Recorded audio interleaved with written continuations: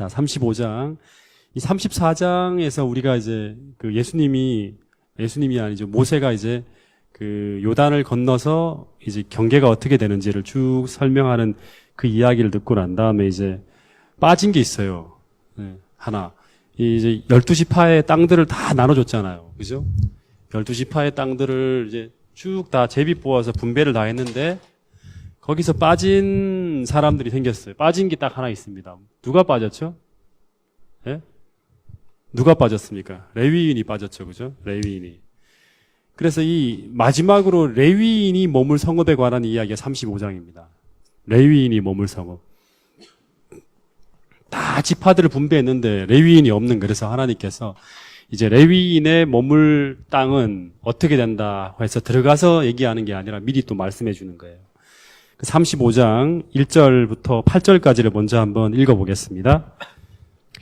여호와께서 여리고 맞은편 요단강가 모압 평지에서 모세에게 말씀하여 이르시되 이스라엘 자손에게 명령하여 그들이 받은 기업에서 레위인에게 거주할 성읍들을 주게 하고 너희는 또 그 성읍들을 두르고 있는 초장을 레위인에게 주어서 성읍은 그들의 거처가 되게 하고 초장은 그들의 재산인 가축과 짐승들을 둘 곳이 되게 할 것이라. 너희가 레위인에게 줄 성읍들의 들은 성벽에서부터 밖으로 사방 1000규빗이라. 성을 중앙에 두고 성 밖 동쪽으로 2000규빗, 남쪽으로 2000규빗, 서쪽으로 2000규빗, 북쪽으로 2000규빗을 측량할지니 이는 그들의 성읍의 들이며 너희가 레위인에게 줄 성읍은 살인자들이 피하게 할 도피성으로 6 성읍이요 그 외 40이 성읍이라. 너희가 레위인에게 모두 48 성읍을 주고 그 초장도 함께 주되 너희가 이스라엘 자손의 소유에서 레위인에게 너희가 성읍을 줄 때에 많이 받은 자에게서는 많이 떼어주고 적게 받은 자에게서는 적게 떼어줄 것이라. 각기 받은 기업을 따라서 그 성읍들을 레위인에게 줄지니라. 예, 이 8절까지는 서론이에요. 그래서 이제 그 본문을 보면 생계를 위하여 따로 기업이 주어지지 않았던 레위인들에게 몇 개의 성읍을 준다? 48개의 성읍을 주라 그럽니다. 그래서 이 성읍들이 그 이렇게 48개의 성읍을 한쪽에만 이렇게 주는 게 아니라 어떻게 이스라엘 전체에다 다 퍼져 놓는 거예요. 다 퍼져 놓는 겁니다. 그래서 이 그 레위인들은 원래 어디 있어야 돼요? 성소가 있는 성소 주변에서 이제 그 봉사를 하기 때문에 이 예루살렘 주변에만 이렇게 레위인들이 사는 게 아니라 그 가나안 전국에 다 흩어져 있습니다. 흩어지게 만듭니다. 성경에 보면 이제 레위인들을 어떻게 할 것인지 알아요. 레위인들은 어떻게 살 것이라는 게 창세기 49장 7절에 보면 야곱 중에서 이 레위인들 어떻게 되냐 그러면 전 지역에 이스라엘 중에 흩으리로다 합니다. 원래는 이게 이제 이 예언대로 이제 레위인들이 다 흩어져 사는 거예요. 근데 원래 이 전체로 흩어져 산다는 이 예언은 축복이 아니라 원래는 저주의 예언이었습니다. 왜냐 그러면 너희들 함께 못 살 거야. 왜냐 그러면 너희들이 이 세겜에 있는 그 하몰의 족속들을 학살을 했기 때문에 그 저주로 말미암아 레위인들은 흩어지게 된다 그럽니다. 근데 이 예언대로 흩어져 살잖아요. 그죠? 이렇게 되죠. 성읍이 다 흩어집니다. 근데 이게 불행하게 사는 겁니까? 아니면 축복으로 사는 거예요? 흩어져 사는 게. 원래는 저주의 예언이었죠. 근데 이 저주의 예언이 예언대로 흩어지게 됐지만 이게 불행하게 흩어지는 게 아니라 이스라엘 민족의 대표자가 되어서 장자지파가 되어서 하나님의 일을 하는 축복으로 흩어지게 되는 거예요. 그러니까 이 예언이 저주의 예언이 축복으로 바뀐 거예요. 예. 어떤 계기를 통해서 그죠? 그래서 이 하나님께서 우리에게 어떤 예언이라든가 어떤 우리가 잘못을 범해서 그러한 일로 말미암아 우리가 어떤 이 안 좋은 불행한 환경에 떨어진다 하더라도 그것을 어떻게 할 수 있다? 다시 그 불행한 환경을 축복의 환경으로 바꿀 수가 있다는 것이 이 레위인들의 어떤 생애를 통해서 우리가 또 한 번 교훈을 받을 수 있는 거예요. 내가 이렇게 어떤 잘못으로 말미암아 내가 인생이 이렇게 되었다 해서 그것이 꼭 저주가 아니라 그것을 축복으로 바꿀 수도 있다는 거예요. 이 레위인들이 그렇게 되는 거예요. 여러분 레위인들의 역할을 잠깐 살펴보면 레위인은 뭐 하는 사람이죠? 예? 레위인은 뭐 하는 사람이에요? 원래 주 업무가 뭡니까? 예? 웃지만 마시고요. 말씀해 보세요. 원래는 뭐 하는 사람이죠? 김문수 집사님. 레위인의 원래 주 업무가 뭡니까? 레위인은 한마디로 하면 예, 제사장을 도와서 성막에서 봉사하는 사람이에요. 원래 레위인은. 근데 이 시간이 지남에 따라서 레위인의 숫자가 굉장히 많아집니다. 그죠? 굉장히 많아져요. 그리고 이스라엘 백성들의 숫자도 많아지는 거예요. 그러면서 이 이스라엘 백성들의 이 숫자가 많아지고 레위인들이 많아짐에 따라서 어떻게 바뀌냐 그러면 레위인의 역할이 단지 성소에서 봉사하는 사람들이 아니라 이스라엘 백성들의 재판관의 업무도 같이 맡아서 하고요. 그리고 율법을 해석하고 가르치는 일까지 감당하게 됩니다. 율법을 해석하고 가르치는 일. 이제 내일 공부할 때 이 부분에 대한 굉장히 중요한 얘기들을 좀 더 할 거예요. 예. 그래서 레위인 하면 주된 업무는 성소에서 제사장을 도와서 봉사하는 일을 뿐만 아니라 백성을 가르치고 재판하고 지도하는 일까지 같이 했다. 기억해 놔야 돼요. 그래서 그리고 난 다음에 또 이제 가나안에 정착하고 난 다음에 이스라엘 백성들이 많아지니까 예루살렘에서만 이 7대 절기에 또는 매일같이 벌어지는 어떤 이런 성소의 일들을 여기서만 다 할 수 없죠. 그래 어떻게 하냐 그러면 이 절기를 지키는 굉장히 어려움들이 발생하면서 이 레위인이 전국으로 하나님이 분산시켰잖아요. 그래서 이 일을 각 지파에서도 흩어져서 할 수 있게끔 만들었어요. 제사장들이 파견되어 하고. 근데 그렇다 하더라도 이스라엘 남자들은 1년에 반드시 몇 번은 이 예루살렘 성소로 와야 돼요. 보여야 할지니라 했어요. 몇 번? 3번. 그래서 3대 절기라 그래요. 3대 절기에는 반드시 이스라엘 남자는 내 앞에 보일지니라 했어요.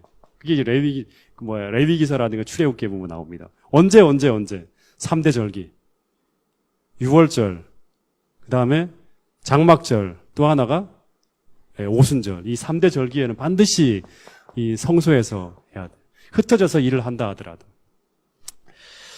그래서 이런 일들을 이제 레위인들이 쭉 했어요. 근데 이제 이 레위인들이 거주할 성읍을 이제 흩어준 게 바로 그런 이유예요. 쭉 흩어놨는데, 성읍을 어떻게 주는가 하면, 이제 본문에 보면 성읍만 주는 게 아니라 뭐도 준다? 이 초장도 줘서 그들의 재산인 가축과 짐승을 이제 둘 곳을 다 허락했다는 그런 말이 있습니다.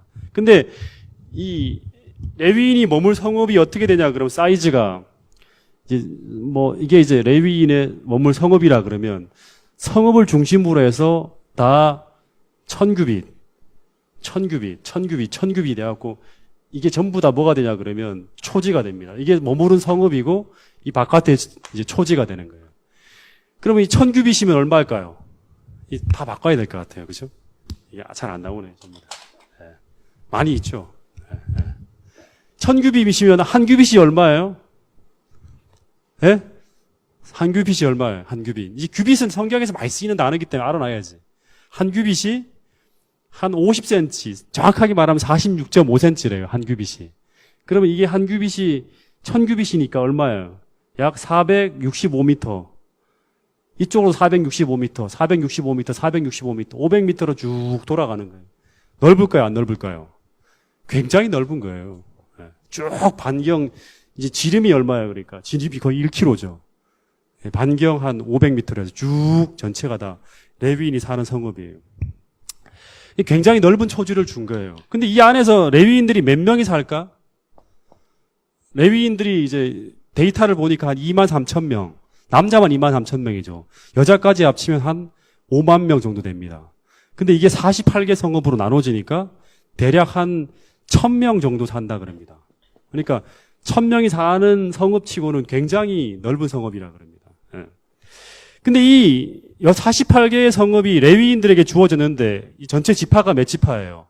12지파잖아요. 그러면 각 지파당 한 4개 정도 들어갈 건데 그렇게 정하지 않고 사람 숫자가 많으면 거기는 6지파가 6개 성읍이 들어가기도 하고 사람 숫자가 적으면 4개 이하 2개 이렇게 들어가기도 해요. 그러니까 각 형편에 따라 할지니라는 말이 있는 거예요. 그래서 제사 업무를 해야 될 그러한 사람들이 많으면 더 많은 어떤 성읍들이 필요한 거고 그렇지 않으면 더 적은 성읍들이 필요하다. 이렇게 이제 하나님께서 말씀해 주신 걸 보게 됩니다. 그래서 48개 성읍이 이렇게 이제 흩어지게 된다. 이 얘기가 나왔고, 그 다음에 이제 오늘 중요한 얘기인 도피성 얘기를 9절부터 좀 한번 보도록 하겠습니다. 이 9절부터 끝까지는 도피성 얘기예요.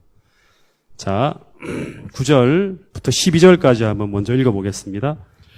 여호와께서 또 모세에게 말씀하여 이르시되 이스라엘 자손에게 말하여 그들에게 이르라 너희가 요단강을 건너 가나안 땅에 들어가거든 너희를 위하여 성읍을 도피성으로 정하여 네. 부지 중에 살인한 자가 그리로 피하게 하라 이는 너희가 복수할 자에게서 도피하는 성을 삼아 살인자가 회중 앞에 서서 판결을 받기까지 죽지 않게 하기 위함이니라. 이제 이 굉장히 중요한 성읍을 이제 이 하나님이 그러니까 어떤 사람이라도 억울하게 생명을 잃지 않도록 하기 위해서 굉장히 중요한 재판 제도 중에 하나를 두는 거죠. 이 굉장히 어떻게 보면 오늘날에도 이 사람을 죽였다는 어떤 그런 혐의를 씌고 있는 사람이라 할지라도 그 사람의 인권을 어떻게 한다? 보호한다는 거예요.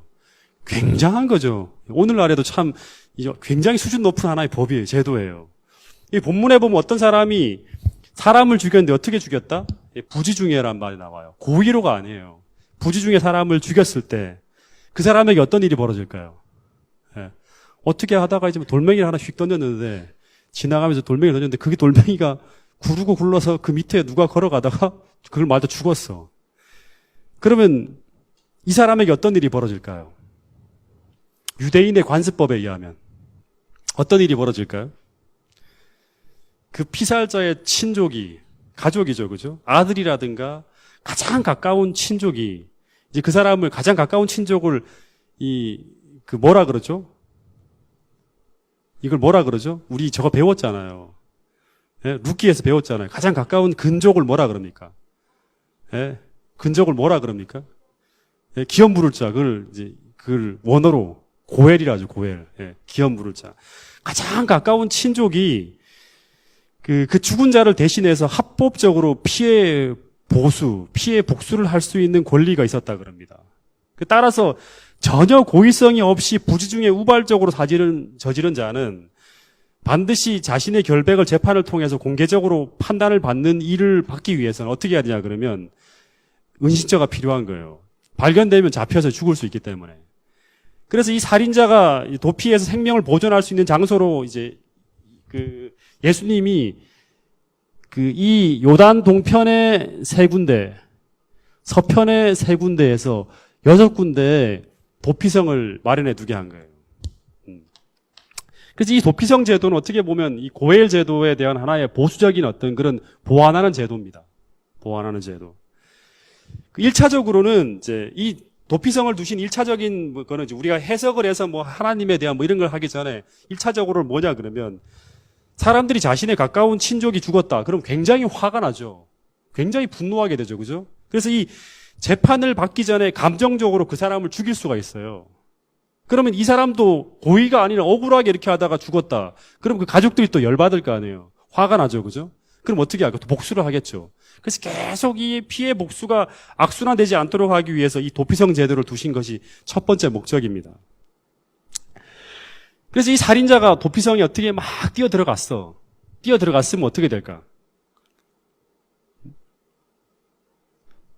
뛰어들어갔으면 지금 잡아야지 하다 아슬아슬하게 도피성 안으로 싹 들어갔어. 못 잡았어. 이렇게 탁.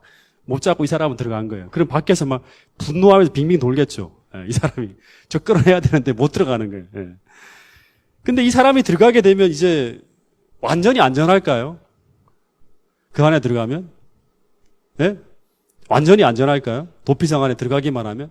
그렇지 않죠.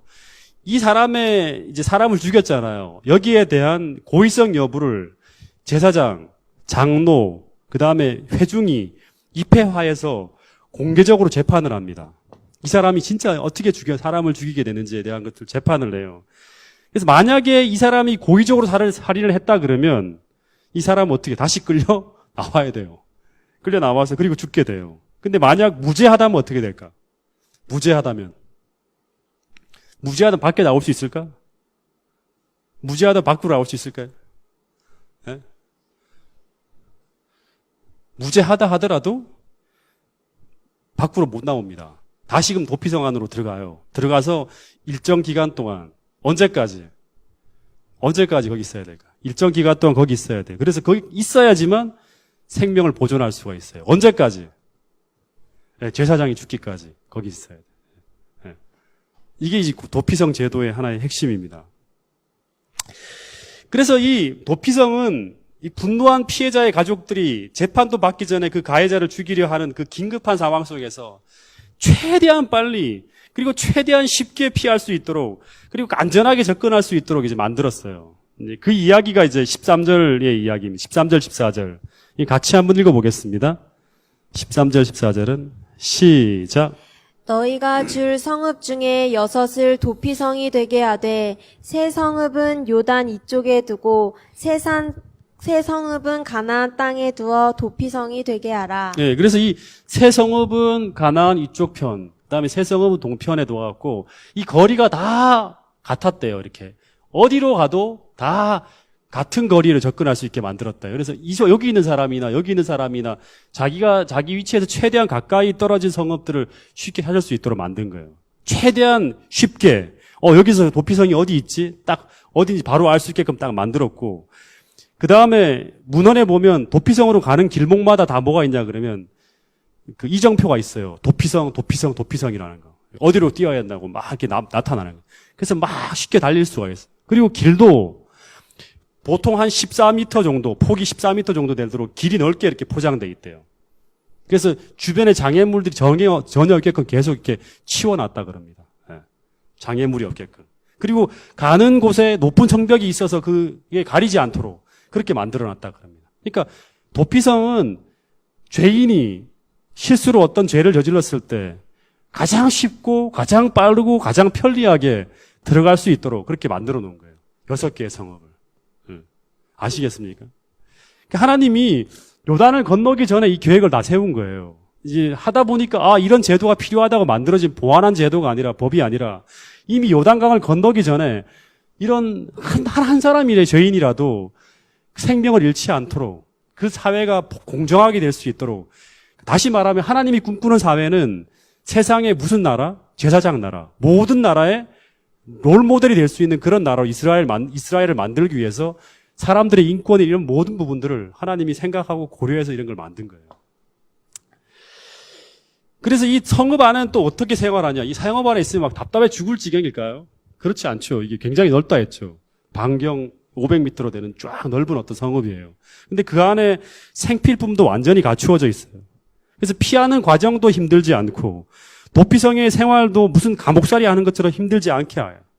우발적인 살인을 발생했을 때 공정한 재판을 받을 수 있도록 누구나 들어가도록 그 안에 들어가면 죽어 진짜 고통스러워하지 않도록 이 생활의 모든 것들을 인권을 다 고려해서 만들어놨다 그럽니다. 이 안에. 예. 무조건 들어가도록 구원을 받을 수 있도록. 그리고 심지어 15절을 보세요. 15절 또 읽어보겠습니다. 시작.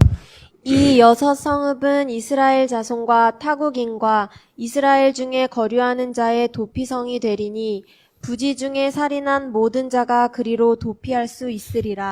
심지어 누구들까지? 이스라엘 자손뿐 아니라 타국인과 이스라엘 중에 거류하다가 이런 죄를 저지른 거류자라 그러면 일단은 이방인이에요. 이방인 중에 이제 개종했던 사람이라 생각하면 돼요. 모든 사람들이 부지 중에서 이런 살인을 했다 그러면 전부 다 도피할 수 있도록 다 도피성을 이용할 수 있도록 만들었어요. 차별 없이 헬라인이나 로마인이나 유대인이나 모든 사람에게 차별이 없다. 그런 어떤 것들을 생각할 수 있겠죠, 같이 보죠. 여러분, 이 도피성은, 뭐를 상징할까요? 이제 이걸 쭉 보면 이제 뭐 거의 이제 다 들어왔죠, 눈에. 예. 이 도피성은 뭘 상징할까요? 예?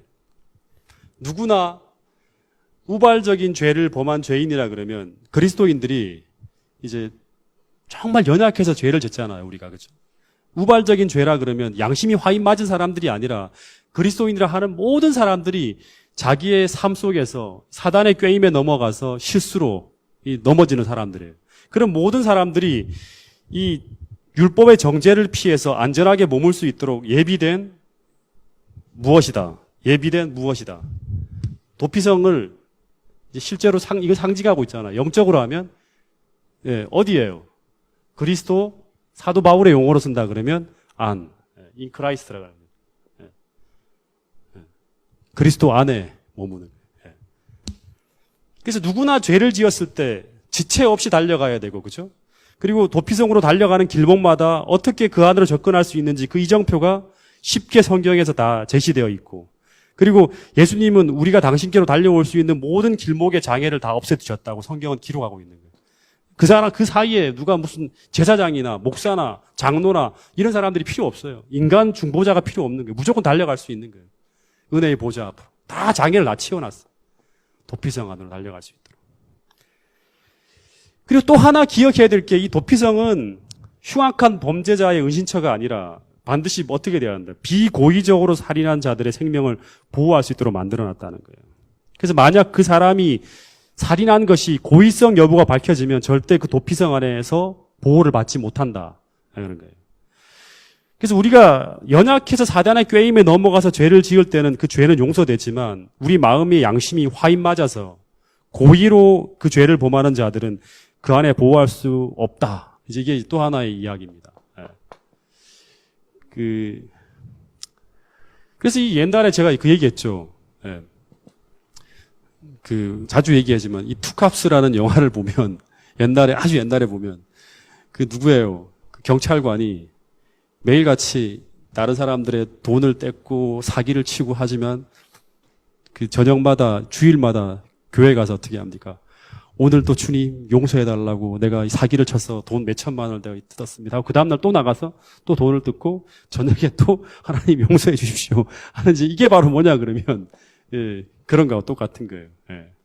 그래서 우리가 정말 이 죄는 죄인지 알지만 고의적으로가 아니라 하나님의 어떤 은혜 우리가 연약해서 범죄한 모든 영혼들은 이 도피성 안으로 달려가서 그리스도 안에서 안전하게 피할 수 있다는 것이 도피성을 통해서 하나님께서 우리에게 제시해 주신 그러한 어떤 안전한 도피성입니다.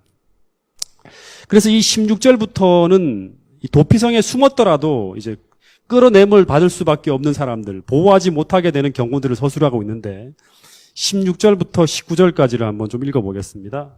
16절부터 보면 어떤 사람들은 이제 이 도피성 안에 못 들어가냐 그러면 만일 철 연장으로 사람을 쳐 죽이면 철 연장이라는 게 뭐냐 그러면 살상용 무기죠, 그죠? 흉기를 사용했다 그러면 그 사람은 고의적으로 사람을 죽인 거다. 그래서 그 살인자는 반드시 죽일 것이요 했고 17절에는 만일 사람을 죽일 만한 돌을 들고 사람을 쳐 죽이면 이 돌도 살상용 도구죠, 그죠? 그래서 그 사람도 이제 결국에는 나와야 돼요. 그리고 만일 사람을 죽일 만한 나무 연장을 손에 들고 사람을 쳐 죽이면 그 사람도 살인한 자라 그럽니다.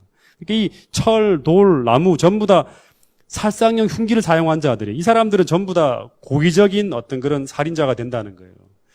그래서 이런 사람들은 19절 같이 읽어보겠습니다. 시작.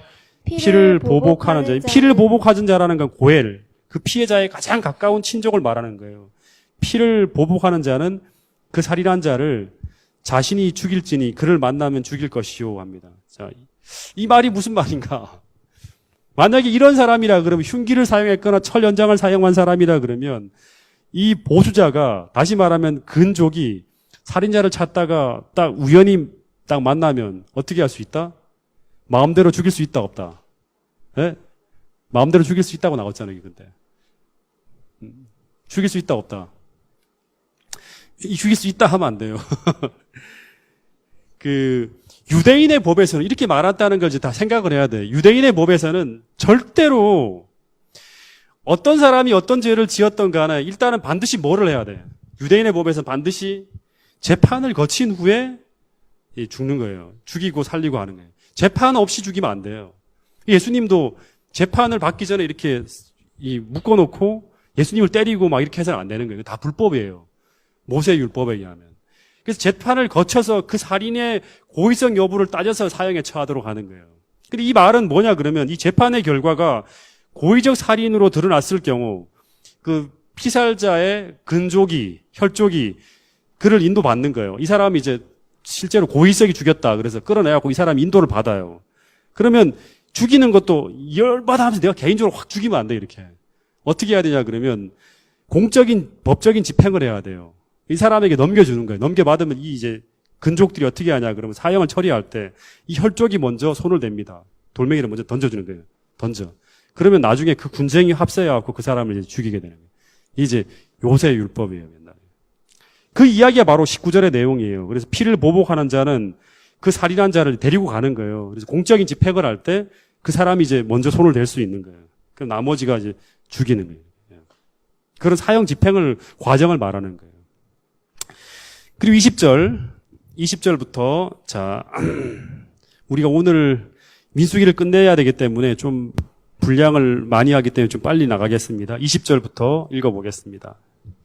28절까지. 네. 만일 미워하는 까닭에 밀쳐 죽이거나 기회를 엿보아 무엇을 던져 죽이거나 아기를 가지고 손으로 쳐 죽이면 그 친자는 반드시 죽일 것이니 이는 살인하였음이라. 고의성이 있는 거죠, 그죠? 네. 피를 보복하는 자는 살인자를 만나면 죽일 것이니라. 네. 그러나 악의가 없이 우연히 사람을 밀치거나 기회를 엿봄이 없이 무엇을 던지거나 그러니까 우연히 뭘 던졌는데 그 사람이 우연히 지나가다 맞아 죽었어요. 네. 그 다음에 보지 못하고 사람을 죽일 만한 돌을 던져서 죽였을 때에 이는 악의도 없고 해하려 한 것도 아닌즉 회중이 친자와 피를 보복하는 자 간에 이 규례대로 판결하여 피를 보복하는 자의 손에서 살인자를 건져내어 그가 피하였던 도피성으로 돌려보낼 이 것이요 사람 무조건 도피성으로 돌려보내야 돼요. 악의가 없기 때문에. 그 다음에 그는 거룩한 기름 부음을 받은 대제사장이 죽기까지 거기 거주할 네. 것이니라. 대제사장이 죽을 때까지 있어야 돼, 그 사람은요. 네. 왜 그런지 설명해 드릴게요. 그 다음에 그러나 살인자가 어느 때든지 그 피하였던 도피성 지경 밖에 나가면 이제 안에 있는데 너무 답답해. 나가면 어떻게 되는가. 예. 피를 보복하는 자가 도피성 지경 밖에서 그 살인자를 만나 죽일지라도 피 흘린 죄가 없나니 이는 살인자가 대제사장이 죽기까지 그 도피성에 머물러야 할 것임이라. 대제사장이 죽은 후에는 그 살인자가 자기 소유의 땅으로 돌아갈 수 있느니라. 네. 계속 29절. 이는 너희의 대대로 거주하는 곳에서 판결하는 규례라. 네. 이 도피성에 이제 피한 살인자가 이제 비록 도피성에서 이렇게 이제 머물면서 그 생명을 보호하고 있지만 그 이 사람이 사람을 죽였잖아요. 살인한 문제가 이게 완전히 해결된 게 아니에요. 고의성이 없다 하더라도 이 사람이 이제 고의성이 없어. 도피성으로 가도 돼 한다 하더라도 이 사람의 살인의 문제가 완전히 해결된 건 아니죠. 예. 왜냐 그러면 고의성이 아니다 하더라도 돌을 위에 던졌는데 이 사람이 돌에 맞아 죽었다면 그 사람 때문에 어쨌든 그 사람이 피를 흘린 거잖아요. 그죠? 그래서 우연히 그렇게 했다 하더라도 살인은 살인인 거예요. 그죠? 그래서 이 유대인의 법에 의하면 죽음은 뭘로 갚아야 돼요? 피로서 갚아야 돼요. 죽음으로 갚아야 돼요. 피를 흘린 자는 피를 흘려야 돼. 그래서 단지 그는 이제 이 고의성이 없기 때문에 이 사람의 죽음이 보류되어 있는 상태에서 그의 생명이 연장되고 있는 것 뿐이지 완전히 무죄한 것은 아니에요. 그래서 근데 이 사람이 도피성에 머물러 있는 동안 이 사람의 죄가 완전히 무죄하게 되어서 백성들 앞으로 나갈 수 있는 기회가 있어요. 그것이 언제다?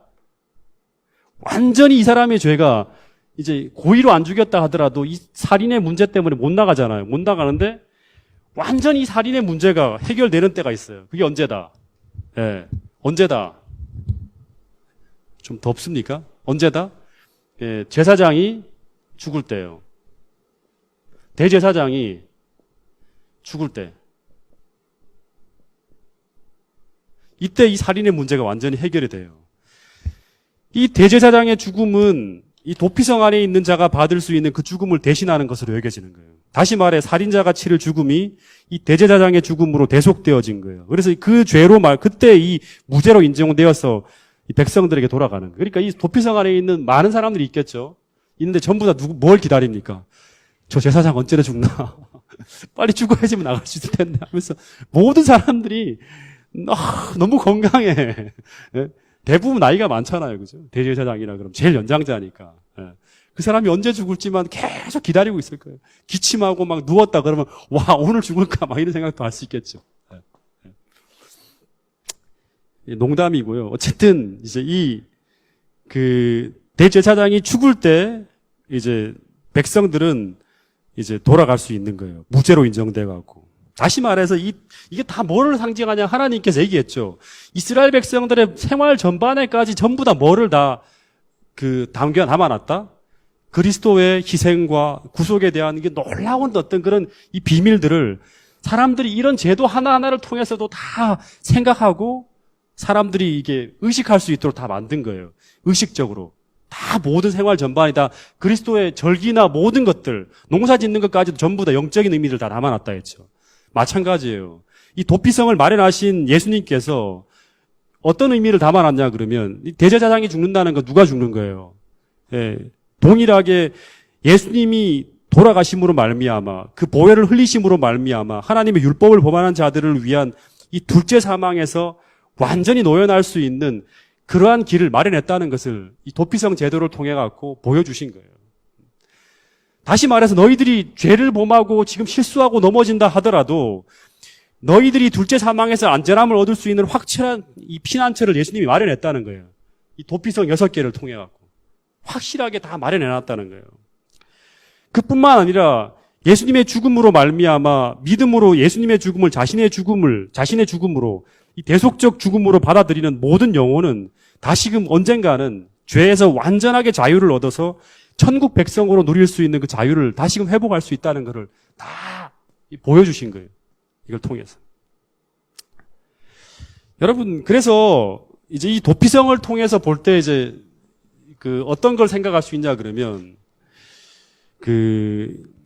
이 그리스도인들에게 있어서는요, 이 땅에서 가장 안전한 장소가 어디냐 그러면 이 그리스도 안이에요. 예. 사도 바울이 늘 얘기하는 거, 인크라이스트라는 말이 굉장히 이제 많이 사용되어지는데 이 그리스도 안은 어떻게 우리가 들어갈 수 있죠?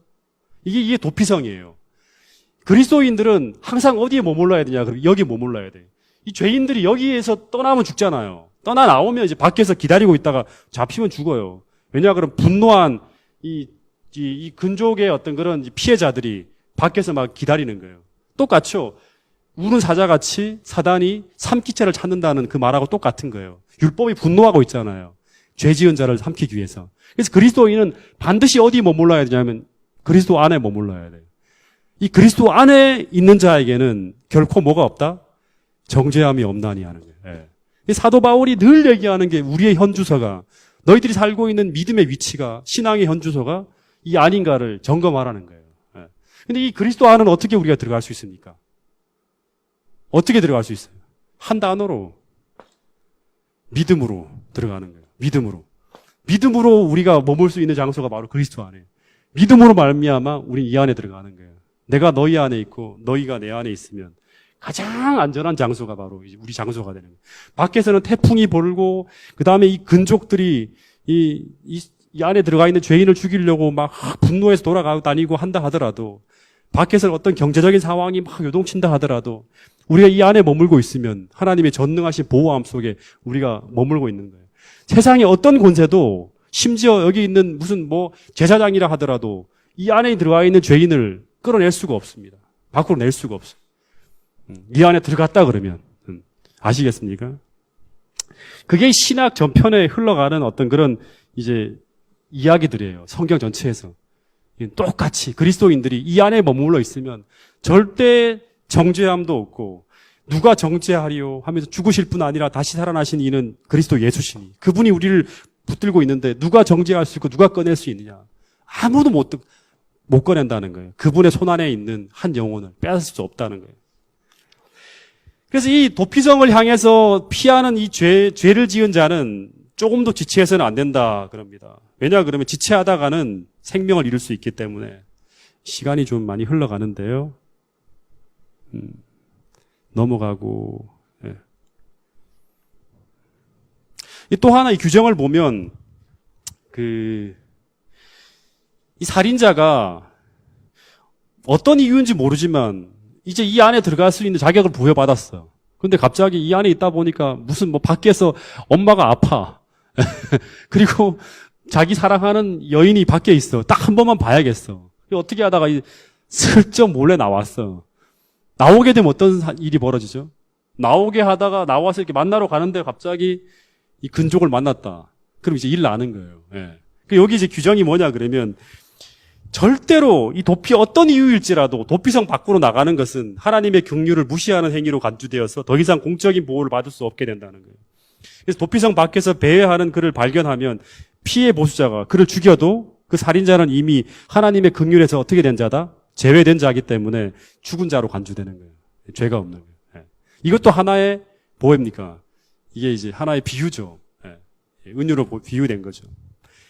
그래서 이 죄인에게 도피성안이 비록 격리된 상태긴 하나 얘기했지만 사법적인 구금이라든가 징계 상태가 아니에요. 이 사람은 언제까지 대제사장이 죽을 때까지만 여기 머물러 있으면 되는 거예요. 그래서 죽으면 자유를 누리는데 그 전에 나오면 어떻게 된다? 안 되는 거예요. 예, 예. 무조건 있어요.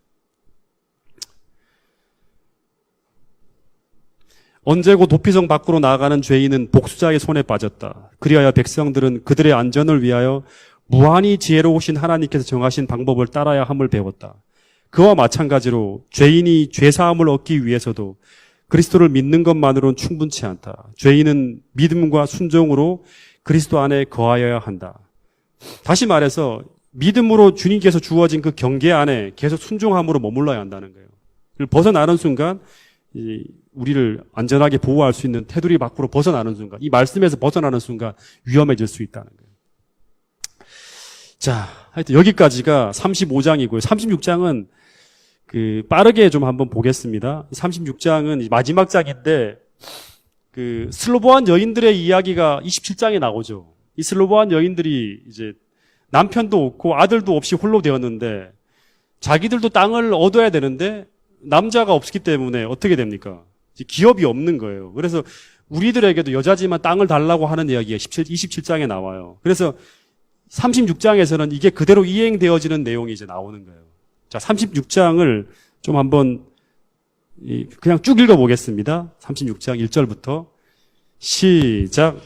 요셉 자손의 종족 중 므낫세의 손자 마길의 아들 길르앗 자손 종족들의 수령들이 나와 모세와 이스라엘 자손의 수령된 지휘관들 앞에 말하여 이르되 여호와께서 우리 주에게 명령하사 이스라엘 자손에게 제비 뽑아 그 기업의 땅을 주게 하셨고 여호와께서 우리 주에게 명령하사 우리 형제 슬로보앗의 기업을 그의 딸들에게 주게 하셨은즉 그들이 만일 이스라엘 자손의 다른 지파의 남자의 아내가 되면 그들의 기업은 우리 조상의 기업에서 떨어져 나가게 그들이 속할 그 지파의 기업에 첨가되리니 그러면 우리가 제비 뽑은 기업에서 떨어져 나갈 것이요 이스라엘 자손의 희년을 당하여 그 기업이 그가 속한 지파에 첨가될 것이라.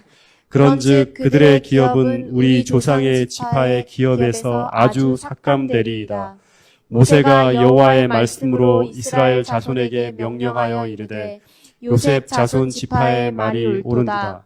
슬로보앗 딸들에게 대한 여호와의 명령이 이러하니라. 이르시되 슬로보앗의 딸들은 마음대로 시집가려니와 오직 그 조상 지파의 종족에게로만 시집갈지니 그리하면 이스라엘 자손의 기업이 저 지파로 옮기지 않고 이스라엘 자손이 다 각기 조상 지파의 기업을 지킬 것이니라 하셨나니 이스라엘 자손의 지파 중 그 기업을 이은 딸들은 모두 자기 조상 지파의 종족되는 사람의 아내가 될 것이라. 그리하면 이스라엘 자손이 각기 조상의 기업을 보전하게 되어 그 기업이 이 지파에서 저 지파로 옮기지 아니하고 이스라엘 자손 지파가 각각 자기 기업을 지키리라. 여기까지만. 나머지는 집에서 읽어보세요. 자, 27장에서 이 슬로바앗 여인들에게 이제 상속하는 그 규례가 이제 이야기가 되었죠. 그죠? 근데 그 부분에서 이 슬로바앗 여인들에게 기업을 주게 될 때 이제 이 여자들이 므낫세의 남자에게 결혼하는 게 아니라 그 지파를 넘어가서 결혼했을 때 문제가 생긴다는 거예요. 그래서 지금 이의는 누가 제기하냐 그러면 이 슬로바앗 여인이 머물고 있는 지파, 무슨 지파예요? 므낫세 지파죠.